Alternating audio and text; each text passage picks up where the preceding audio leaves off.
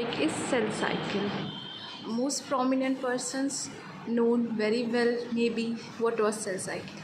So today's topic is covered by me myself Pooja Gupta from Brihaspati Mahila College. So firstly we discuss about what was cell cycle and what was cell division. So first, cell division, in which parent cell divide into two daughter cells. Cell division usually occur as part of the large cell cycle in which the cell grow and replicate its chromosome before dividing. And this step, what step? Replicate its chromosome before dividing. It happened in G1 phase.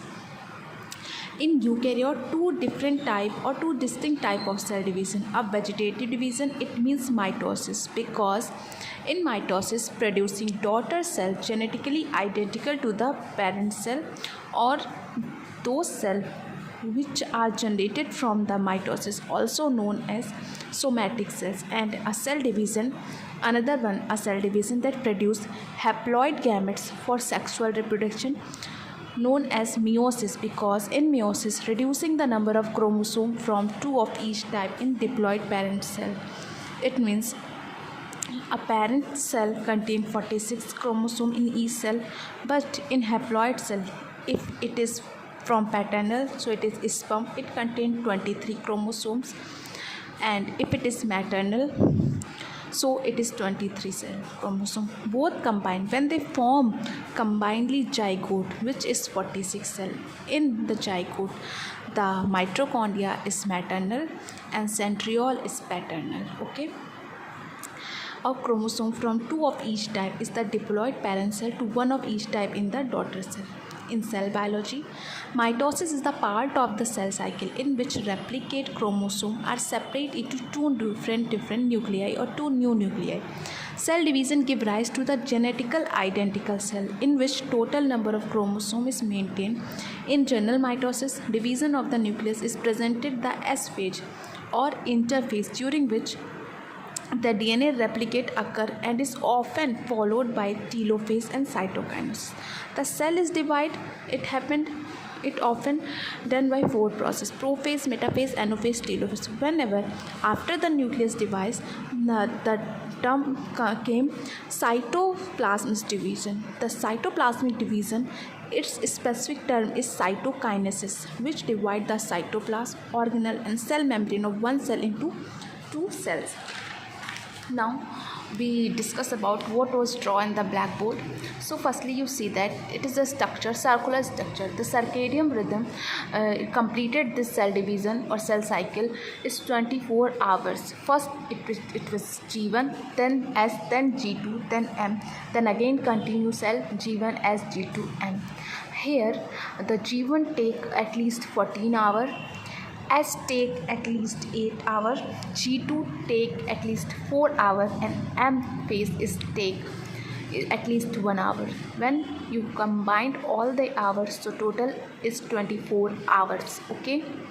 Now firstly we discuss only superior, not undergo periphery. When we discuss brief, so we make a 4 different videos regarding to G1, S, G2 and M. Now firstly we discussed what was happen in each phase and why they are necessarily for before and after their phases. Okay, now firstly we discussed G1 phase. Okay, it take most prominent more than the half time, it take 14 hours.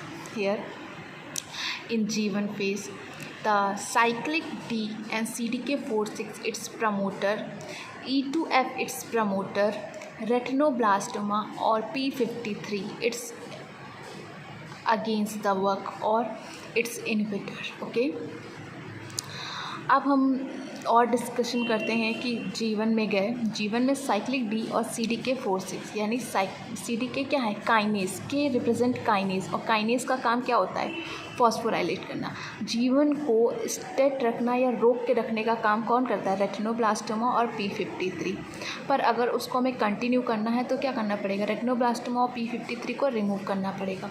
Retinoblastoma और P53 किस तरह हटेंगे, अगर retinoblastoma को CDK4/6 retinoblastoma क्या कर रहा है, इसका जो एक्टिव फेज़ है E2F, जो इसका प्रमोटर है, जो इसको कंटिन्यू कर रहा है, उसको डिग्रेडेट कर दे रहा है। तो प्रमोटर को अगर डिग्रेडेट कर देंगे तो चीज़ें रन नहीं करेंगी। तो हमें क्या करना है, जो इनहिबिटर है उसको हटाना है। इनहिबिटर को हटाने का तरीका क्या है कि रेटिनोब्लास्टोमा को फॉस्फोराइलेट कर दे by the help of CDK4 and 6। जैसे ही रेटिनोब्लास्टोमा फॉस्फोराइलेट हुआ, उसकी जो पावर ऑफ टेंडेंसी थी E2F को म्यूट करने की, वो ख़त्म हो गई। नाउ E2F इज़ फ्री और एक कंटिन्यू रिएक्शंस को प्रोसीड करेगा। ऐसे ही P53 सेल सिग्नलिंग का एक पार्ट होता है, जो कि जब सेल डैमेज होती है तब वो आता है और सेल की कंटिन्यू डिवीज़न को रोकता है।